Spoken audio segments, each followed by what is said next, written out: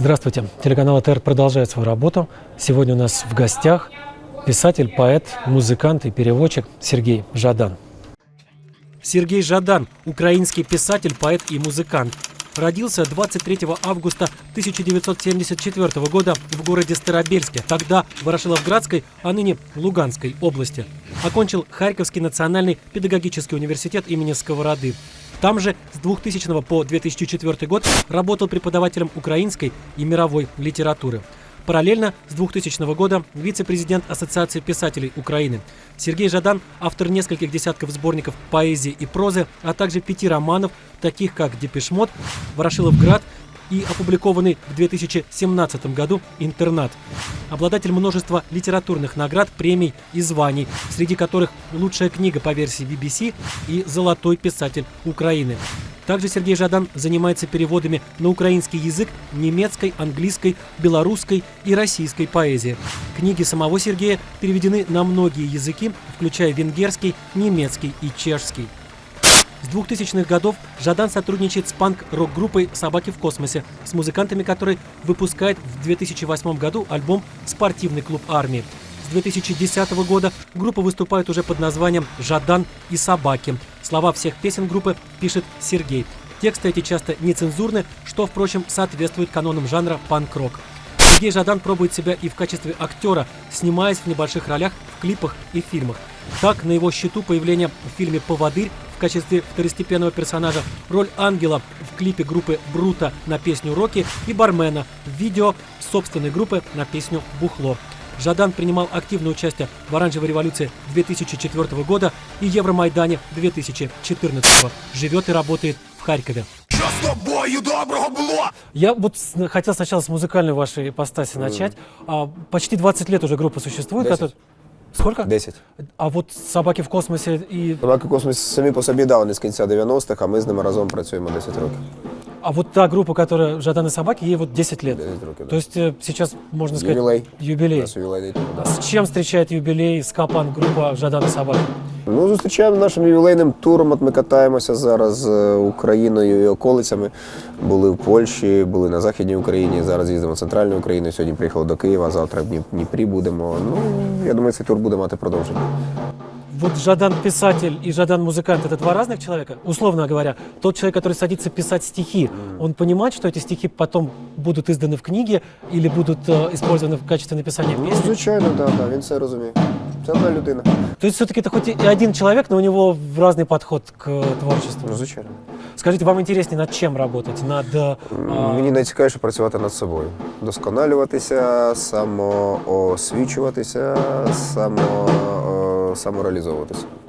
Вот как-то вот самореализация, я понимаю, да, но вот удосконаливание вы говорите в качестве, ну вот панк-рок, который играет Жадан и собаки, это вот он ассоциируется обычно там с дебошем с каким-то, с чем-то таким, ну скажем так, не очень здоровым, не очень... Що ж не здорово в дебоші, в хорошому порядку дебошу.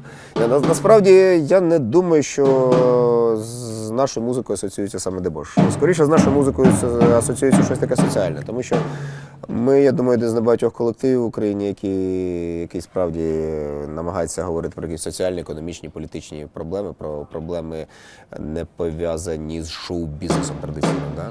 Це, в принципі, не дуже форматно, це, в принципі, не дуже популярно, але для нас це важливо, для нас це природно говорити саме про такі речі. Ну вот про политику у вас есть песня с неприличным названием. Ну, про політику у нас є 4 альбоми. Ну, я имею в виду вот из тех, которые самые яркие. Ну, ви маєте на увазі пісню «Заїхали», да? Так точно. Да, таке, да. Очень интересно, как вы пришли к этому. То есть я прекрасно знаю, что вы очень активны и по-прежнему до сих пор в социальной сфере, в политической, если так можно выразиться. Вы были комендантом первого Майдана в Харькове. Вы активно принимали участие в Харьковском Евромайдане. Вы разочаровались в тех людях, которые пришли по итогу? Ні, я не розчарувався. Там, розумієте, в чому річ? Багато хто, слухаючи цю нашу пісню, да, про яку ми говоримо, багато хто думає, що головне критичне начало, яке там є, воно спрямовано проти політиків. А насправді там все трішки складніше, тому що ця пісня, вона є сатиричною, скоріше, стосовно виборців і стосовно нашого суспільства, яке таке трішки інфантильне, яке готове сьогодні створювати собі месію, завтра воно готове цю месію скидати і, власне, затоптувати ногами. Сьогодні ми створюємо собі якогось героя, завтра ми від цього героя відмовляємося.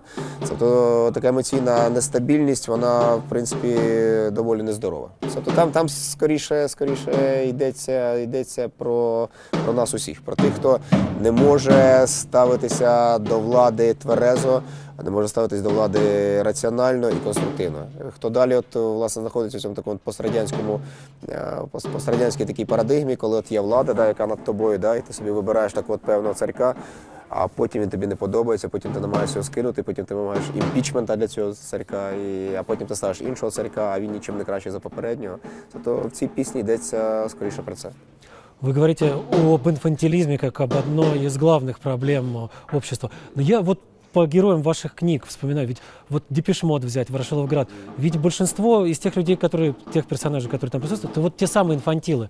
То есть вы, с одной стороны, осуждаете их, а с другой стороны, они вам симпатичны. Я живу серед них, я такий самий інфантил, як вони. Я ж нічим не відрізняюся від них. От я про них пишу, тому що я їх відчуваю, я їх в чомусь, можливо, розумію.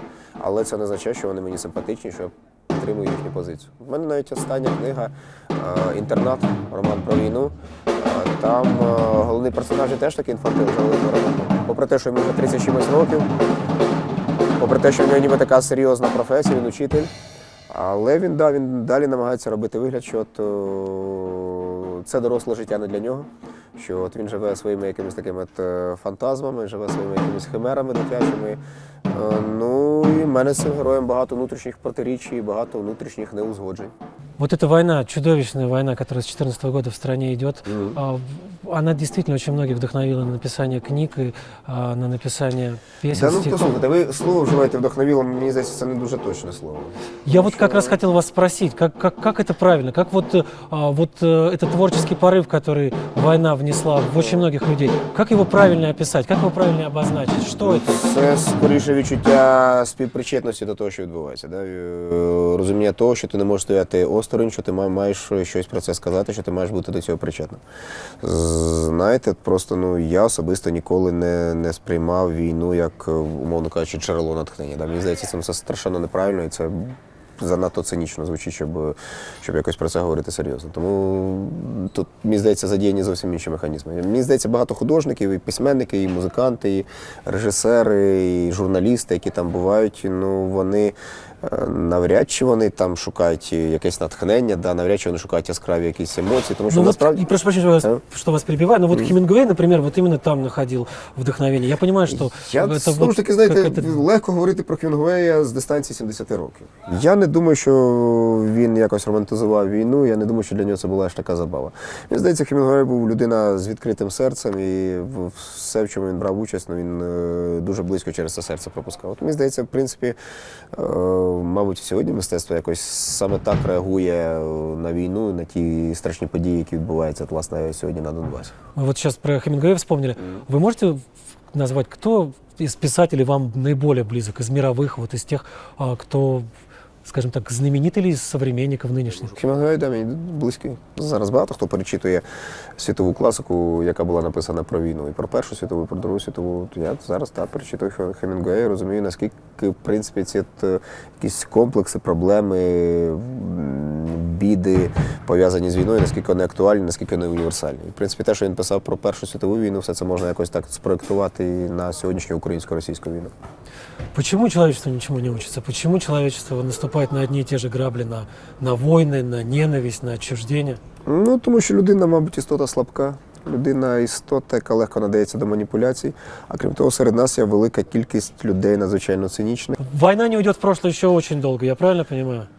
Наскільки я це розумію і відчуваю, мабуть, навіть якщо уявити, що завтра на Донбасі закінчиться гаряча фаза, звідти підуть російські збройні частини і Україна поверне собі кордон контроль над державним кордоном, очевидно, занадто багато якихось взаємних образ, взаємних претензій, взаємних якихось трагедій. Я думаю, на превеликий жаль, це надовго. Але це не означає, що не потрібно щось робити, щоб ці проблеми, ці якісь травми долати. Мені здається, вже сьогодні треба про це думати. Вот Донбасс – это же ваша малая родина. Луганская, тогда Ворошиловградская область. Я знаю, что вы помогаете детским домам, тем людям, которые сейчас вынуждены жить недалеко от линии фронта. Вы следите за тем, что сейчас происходит там? Вы знаете, чем живут те люди, которые остались там? Ми хочемо на Різдво взяти дітей зі станиці Луганської і привезти їх до Львова, щоб вони порепетирували з львівським дитячим хором, поспівали колядки. Эти люди, к которым вы туда приезжаете, они знают, кто такой Сергей Жадан? Да. Они читали ваши книги, они... Ну, знаєте, в 2014 році вони, можливо, цього і не знали.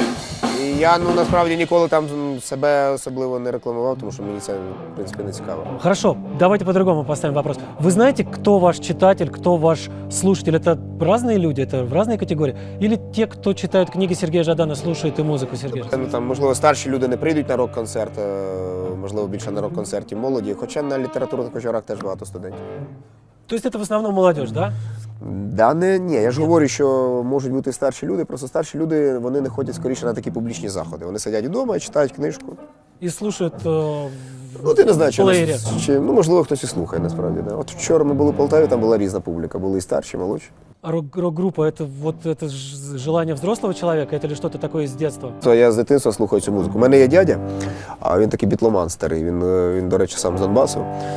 Він колекціонує рок-музику ще 60-х років. Спочатку колекціонував на бабінах, потім на платівках, потім знову на бабінах, потім на компакт-дисках. І коли я був школяром, він мені давав свої якісь там платівки, давав свої бабіни, і я всю цю музику слухав. То есть вы в школе уже представляли себя рок-звездой?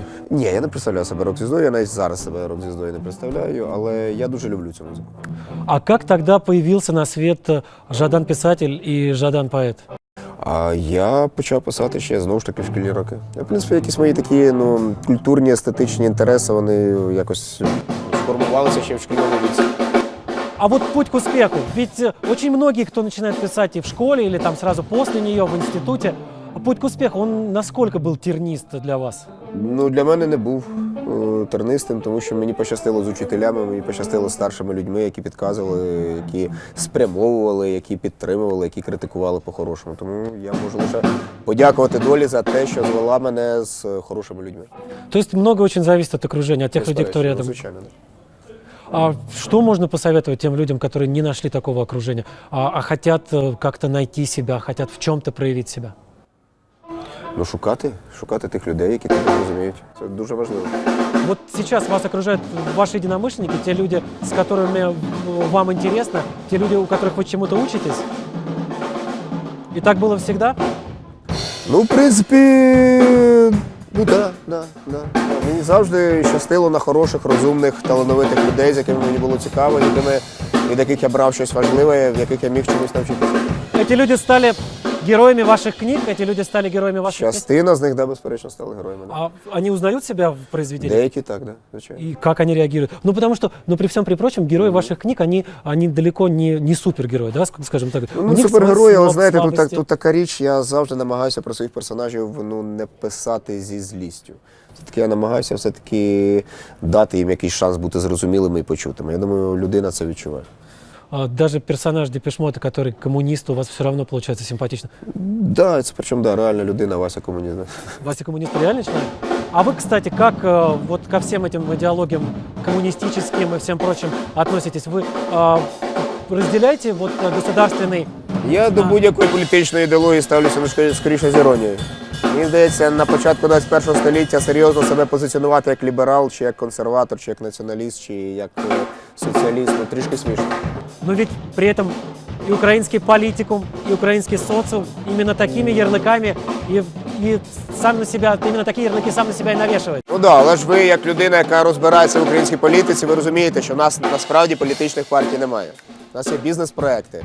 Одні з них вибрали собі націоналістичні гасла, інші з них вибрали ліберальні гасла, треті намагаються загравати з лівим дискурсом. Ніхто з них насправді не дотримується жодної із зазначених і вибраних ними ідеологій. Кому же верить тогда? Вот вообще политикам не верить, не ходить на выборы, не поддерживать никого, ни финансово, ни участием в мире. Ні, послухайте, я якраз виходжу з того, що на вибори обов'язково треба ходити. Якщо ти не ходиш на вибори, то потім немає морального права висловлювати претензії владі. А кого вибирати, ну, треба дивитися. На превеликий жаль, наш політикум не дає великого вибору, та на превеликий жаль, в більшості випадків нам доводиться вибирати менше зло, але краще менше зло, ніж більше зло, мені здається. А почему так вышло? Почему Украина никак не встанет на вот путь нормальных демократических стран, когда действительно не бизнес-проекты друг другом соревнуются за очередь, за место в очереди кормушки, а действительно идеологии, действительно какие-то политические партии, которые, ну, которым есть что сказать, которым есть что предложить. Почему этого не Мені произошло? здається, тому що занадто погані стартові умови в нас були 26 років тому. Дуже-дуже погані стартові умови. Ну і плюс карма. Карма. Ну, безперечно. А карма Украины и карма украинцев, она вот чем она так, вот что мы до сих пор не можем Ну, выбрать? занадто багато в минулому компромісів, я думаю, було. За всі компроміси треба платити. Але мені здається, ми зараз ламаємо свою карму, ми її виправляємо на краще. Мені здається, ми зараз всі міняємося. Міняємося доволі суттєво. Но меняемся при этом еще и кроваво все-таки. Ну, на превеликий жаль, да. Ну, це не наш вибір. Ми цю війну не починали.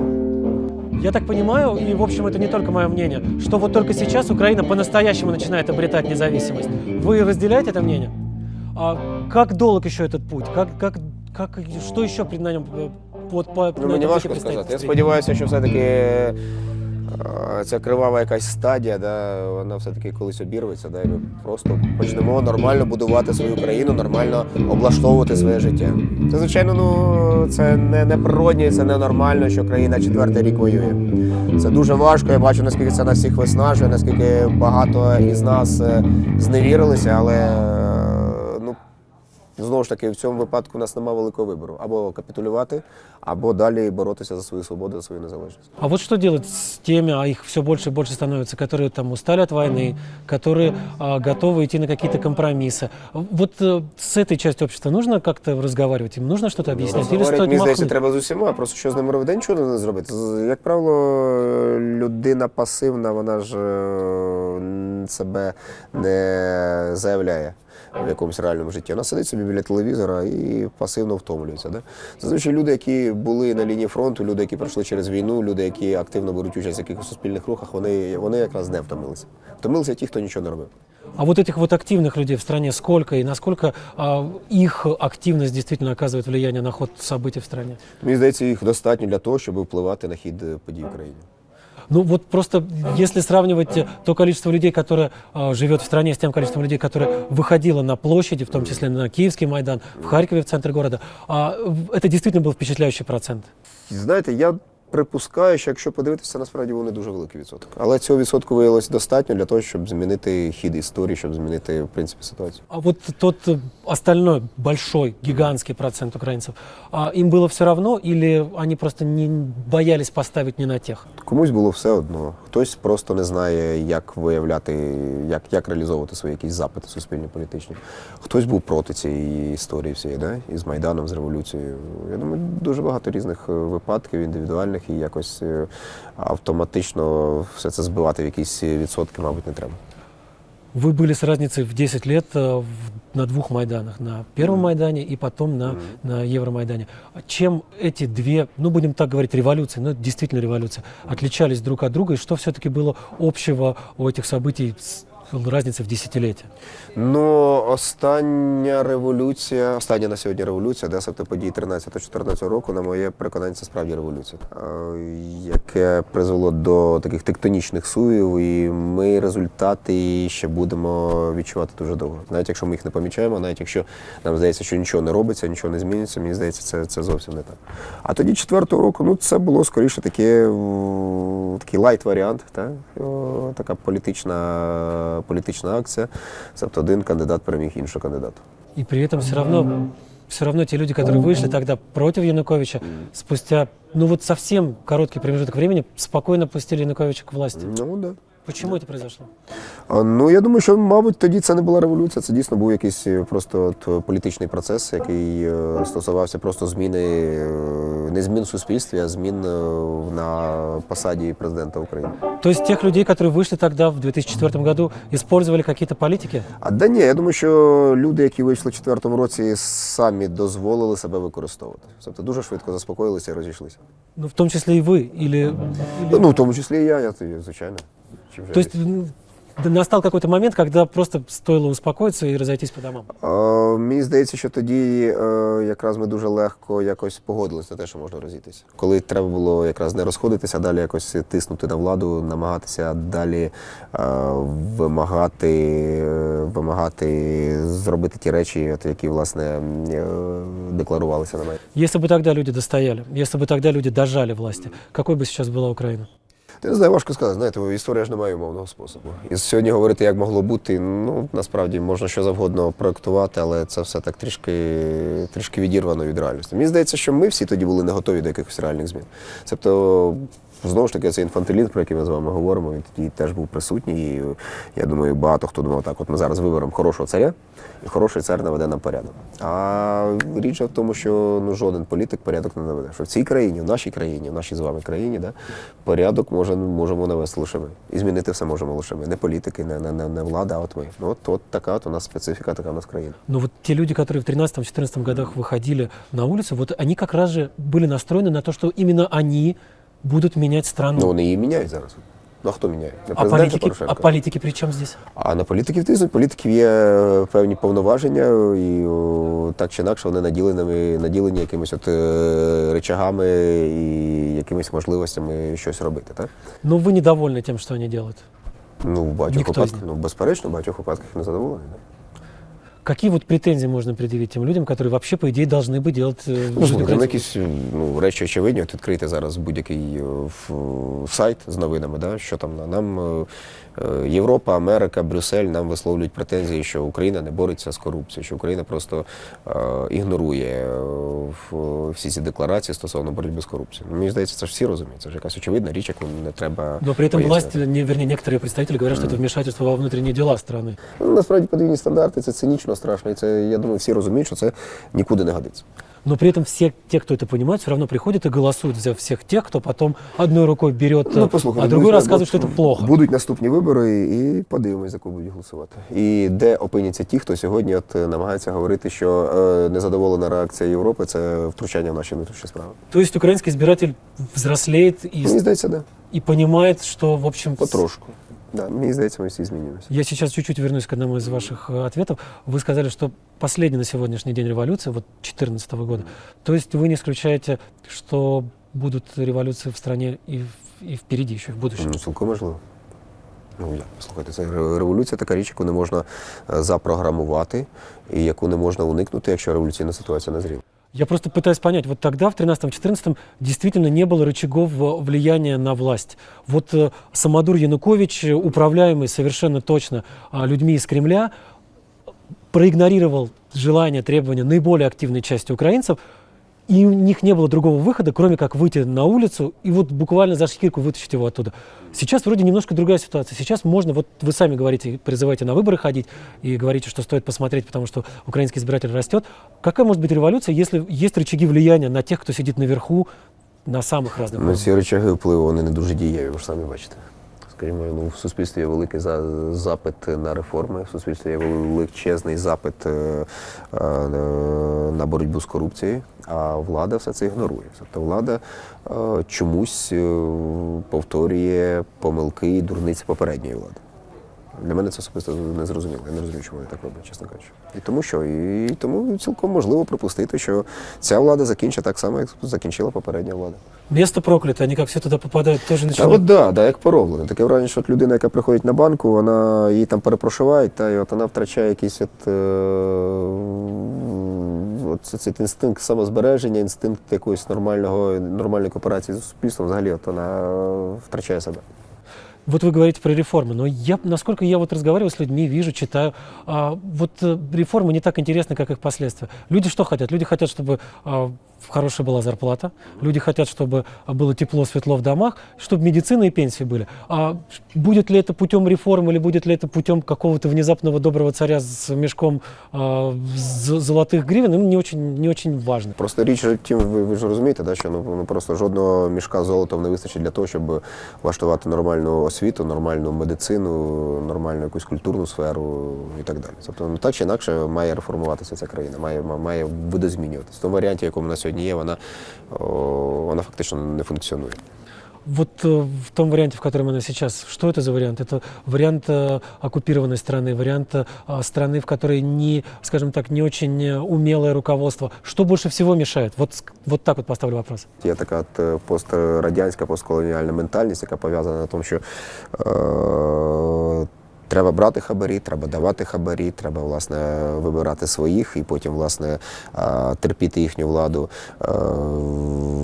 Все це базовано на такій тотальній закритості, регіональній закритості, да, на несприйнятті чогось нового. Ну, весь той комплекс якихось проблем, які ми спостерігаємо 26 років.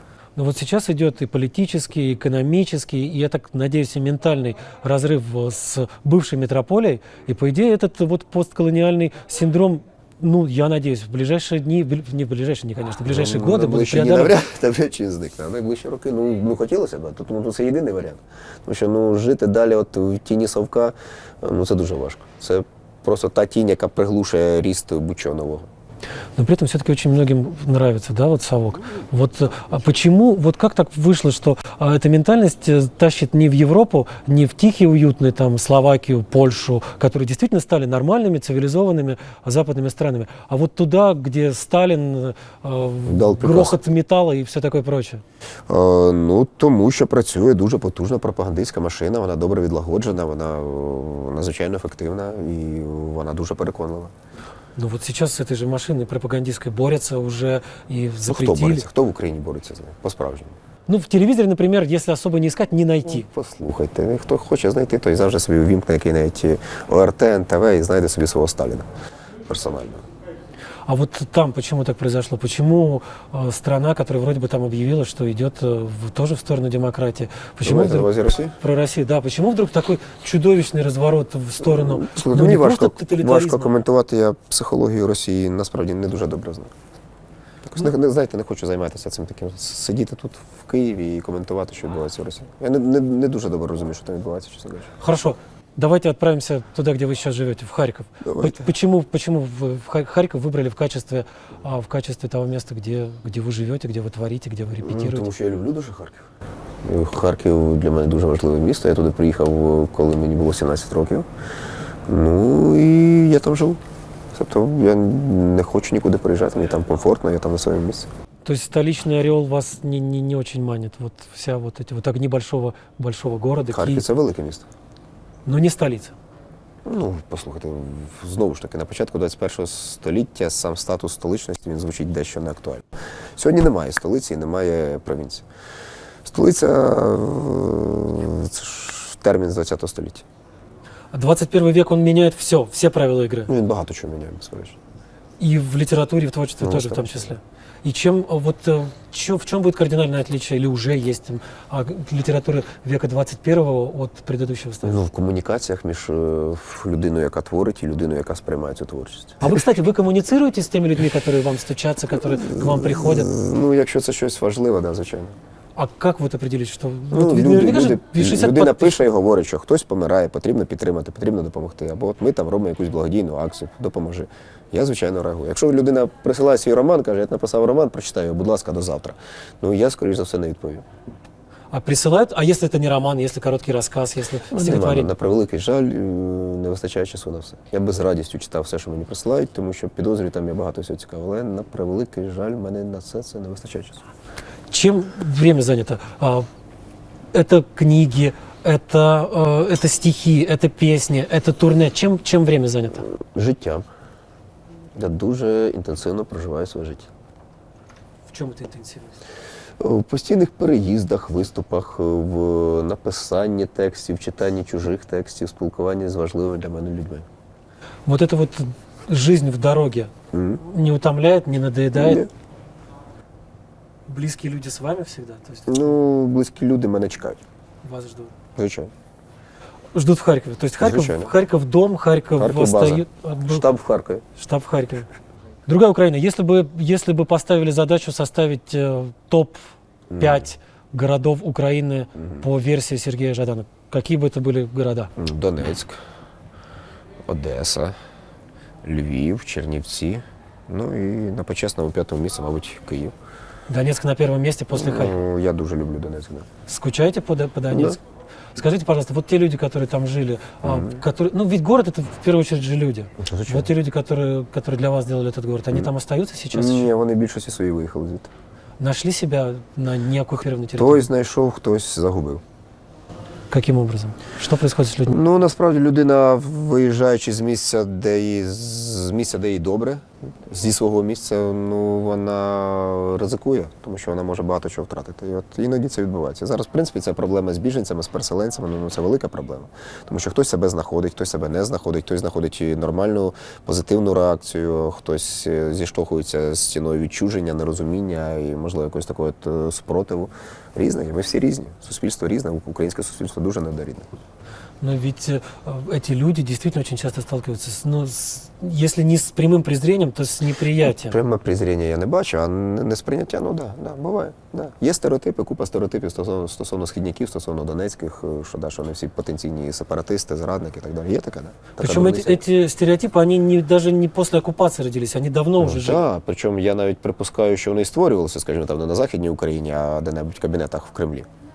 То есть все то достаточно давно разыгрывалось, да? Вот все то, что происходит сейчас, оно было придумано. Ну, схоже на то. И то есть и Кремлю удалось посеять какое-то в головах людей, какое-то неприятие друг друга, какое-то... Та ви розумієте, я не думаю, що Кремлю аж так сильно це вдалося. Тому що, бачите, слава Богу, більшість українського суспільства розуміють, в принципі, що це за війна, з ким вона ведеться, хто її почав і для чого її почав. Я не думаю, що головною якоюсь мейнстрімовою теорією є те, що це дійсно громадянська війна. Я думаю, більшість українців розуміють. Що це, в общем, окупація, пряме воєнне вторження. Тому мені якраз здається, що в випадку цієї війною Кремль якраз так недооцінив українців, недооцінив українське суспільство. Но ведь он, например, Крым сумел фактически без выстрелов. Хоча, я так думаю, вони були переконані, що Харків теж буде частиною, от сьогодні буде як навіть ХНР. А ви тогда, когда вся эта там нечисть собралась в Харькове и российские флаги вывешивала, вы были тогда в городе? Вы помните, как это все происходило? Да. И что тогда было в Харькове? Какие настроения были у людей? Ну, були істеричні настрої, тому що ситуація сильно розхитувалася, робилося це цілеспрямовано.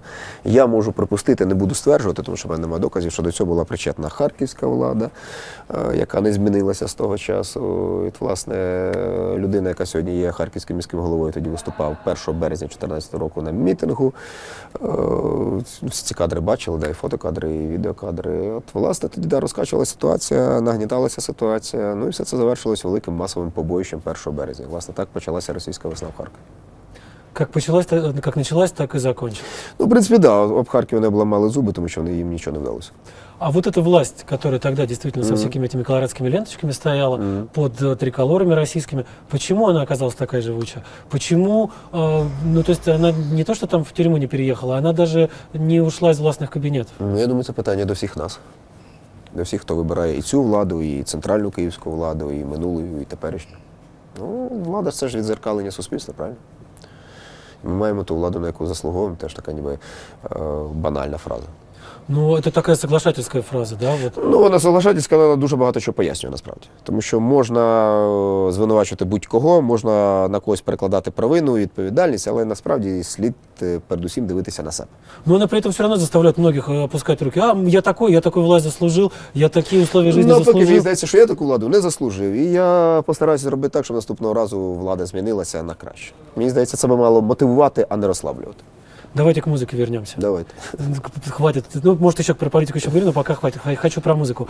Почему ска-панк? Почему агрессивный, громкий, матершинний панк? Ну, тому що є якісь речі, які потребують саме такого стилістичного вирішення. Я панк люблю з 13-14 років, цю музику слухаю все своє свідоме доросле життя, і мені подобається грати саме цю музику.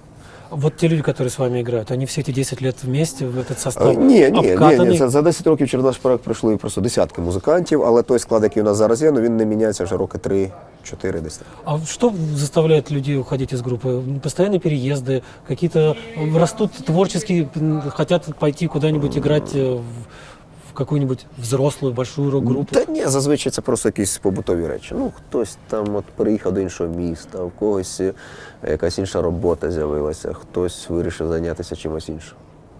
Я думаю, що в душі всі хочуть грати панк-рок, але панк-рок не приносить грошей. То есть это не ради денег, это скорее на панк-рок приходится тратить то, что зарабатывается другими. Ну, панк-рок дає багато інших чудових преференцій. Ну вот, кстати, Сергей Жадан, писатель, обладатель какого-то немыслимого количества наград, званий, премий. По-моему, только книгой года по версии BBC в вашей книге трижды признавались. А Жадан, музыкант, имеет какое-нибудь признание, кроме тех людей, которые приходят на концерты, кроме тех людей, которые покупают? Так ви розумієте, що якраз в випадку з музикою найбільше визнання – це от кількість людей на концерті. Це такий чесний гамбурзький рахунок. Якщо люди приходять на концерт, ти цікавий. Якщо не приходять, ти не цікавий. В випадку з літературою все це трішки не так. А как в случае с литературой? Ну, літературу тебе можуть не читати, але ти при цьому все одно будеш геніальним. Будеш вважати себе геніальним. Но вас-то читают. Ну, то слава Богу. Считаете себя гениальным? Ні. Но я вот хочу сказать, что очень многие считают вас гениальным и в плане прозы, и в плане стихов. И возвращаясь к тому, с чего вы начали, что все-таки интереснее сейчас, в нынешнее время вам заниматься музыкой, заниматься стихами, заниматься прозой? Или, может быть, мы забыли же еще про переводческую вашу деятельность? Мені найцікавіше жити своє життя. Ну, це все один процес. То есть как-то все это выруливается? Це все дуже природньо і органічно, і я не роблю над собою зусиль, щоб там приключити якийсь тумблер і почати займатися музикою чи почати займатися літературою. Еще одну ипостась забыли. Актер. Ну, це дуже голосно сказано. Нет, ну и тем не менее. Ведь есть же и такая ипостась тоже, Ну, и ця клипы, іпостась и заключається фильмы. в тому, що я знімався в 2 справжніх дорослих фільмах. В першому, навіть в 3 фільмах. І щоразу це була роль десь так 7-10 секунд. Тому... Ну, с чего-то надо начинать. Ну, да. Планируете продолжить? Ну вот, например, в клипе про бухло. Прекрасно, Ну, це важко интересно. назвати акторською роботою. Я би, скоріше сказав, згадав би, от ми зараз зняли фільм за моїм романом «Вершиловград». Режисер Ярослав Ладигін і продюсер Володя Яценко зробили кіно, і я там знімався в такій дуже епізодичній ролі. От якраз 7 секунд, моя роль складалася з одного слова. Це було дуже цікаво. Я вот как раз хотел на Ворошиловград наконец оставить, но вы уж заговорили, тогда давайте продолжим. Почему именно Ворошиловград был выбран в качестве той книги, которую собирается вашей книги экранизировать первой? Я не знаю, це питання до режисера. Просто коли книга з'явилася, ми познайомилися з Ярославом. Ярослав сказав, що я хочу зробити кіно. Це було кілька років тому. Я сказав, так, давай, знімай. Ну і от він довго до цього йшов, і нарешті йому цього року це вдалося. Я просто думал, может быть, вы ответите, это моя любимая книга, это та книга. Да ну ні. Ні, це його була ініціатива, він режисер, від нього і, власне, йшов цей імпульс роботи. Очень часто люди, которые пишут книги, недовольны экранизациями. А вы что можете сказать про... Я до цього ставлюся доволі відсторонено і спокійно, тому що мені багато там доводилось, скажімо, працювати з театральними режисерами і з кінорежисерами. Ну, людина робить і робить. Ну, якщо ти починаєш втручатися в всі процеси, намагаєшся зробити так, як хочеться тобі, ну, скоріш за все, ти просто все зіпсуєш. Очень уклончиво вы ответили. Нравится или не нравится, скажите? Як все це реалізується? Да, В багатьох випадках мені це не подобається. Так. Але я розумію, що є режисер, і в нього може бути своє бачення. І я розумію, що те, що не подобається мені, не обов'язково має не подобатися глядачеві. А вы присутствуете на съемочной площадке фильма? Часто там? Ну, іноді, да, буває. І коли це якісь театральні проекти, ну, теж доводиться бувати. Я вот сейчас имею в виду именно Ворошиловград. Я був кілька разів, да. То есть вас не просили поучаствовать в качестве там консультанта? Ну, просили. Просили. Ну, я, да, консультував. Скажите, когда фильм можно будет уже увидеть? Я сподіваюся, він в прокат вийде наступної осені. То есть еще заканчиваются съемки или Ні, это зйомки вже все закінчилися. То есть это то, що зараз називається постпродакшн, да, зараз він монтується, і я думаю, десь взимку він буде готовий. Что на очереди? Может быть, есть уже какие-то понятия, что стоит экранизировать ту или Ну иную? да, у нас є ідея зробити фільм за інтернатом. За цим новим романом. Кто будет стоять за этой экранизацией? Кто? А я думаю, ті самі люди, які зняли Ворошиловград. Эти люди, вы говорите, что вам не очень нравится. Вернее, так скажем так, не всегда нравится. Ні, ви мене так зрозуміли. Якраз у випадку з Ворошиловградом мені все поки що подобається. Я мав на увазі, в принципі, це весь досвід до роботи з режисерами, він різний. Але в випадку з Ворошиловградом мені все подобається. Я їм довіряю. А почему вы доверяете этим людям? Ну, вот как Тому що я такое- бачив результати, я Ага. бачив, як вони працюють, я бачив робочий матеріал, який вони зняли. І, в принципі, мені він дуже цікавий. Я вот, кстати, тоже смотрел вот эти рабочие материалы, посмотрел, как сделали какую-то заброшенную заправку на окраине тогдашнего Ворошиловграда. Ні, там в Старобільську все це знімалося. Тобто Ну, роман є- називається Ворошиловград, але насправді там Ворошиловграда немає. Да, вони зробили заправку в місті Старобільськ Луганської області. І там знімалися, там проводилися основні зйомки. І половину міста Старобільська брали участь в зйомках в якості масовки. В качестве массовки, то есть они изображали по большому счету сами себя? Да? А вы кого играете там, если не секрет? Секрет, не можу сказати. Даже вот то единственное слово, которое произносите, тоже... Воно не цензурне, тим більше не А, можу ну, сказати. Не можу сказати. Но вам оно напевно. тоже присутствует в книге. Ну так. Да. Я понимаю, что это ужасно пошло и, в общем, странно об этом спрашивать, но тем не менее. Может быть, сейчас какая-нибудь книга тоже находится в работе? Вот Да, после интерната да, да. Я зараз пишу книгу віршів, сподіваюся, вона вийде наступного року. это стихи, да? А стихи, посвященные какой-то тематике, или это просто... Ну, вірші, вони ж пишуться як щоденник, вони про все на світі. От сьогодні зранку виклав новий вірш в Фейсбук. Можете прочитать? Ні, я його не пам'ятаю. Не помните? А вы какие-нибудь свои стихи, какие-нибудь свои наиболее удачные, скажем, строчки в прозе помните, или вам это не надо? Ну, щось пам'ятаю, щось не пам'ятаю. В принципі, я не заучую свої вірші, я для чого. А вот творческие вечера попросят выйти прочитать. А в мене є читалка, я значить. Свои же книги читал. Спасибо вам большое, Сергей. Да, Благодарю спасибо. вас. У меня одна маленькая просьба будет, напоследок. Я 7 или 8 раз покупал эту книгу, но я всегда ее дарю. Останнє фоліовське видання, потім права купило клуб сімейного дозвілля. Это я вот как раз в Харькове купил в прошлом году. Спасибо вам большое. Вам спасибо, велике. Дякую.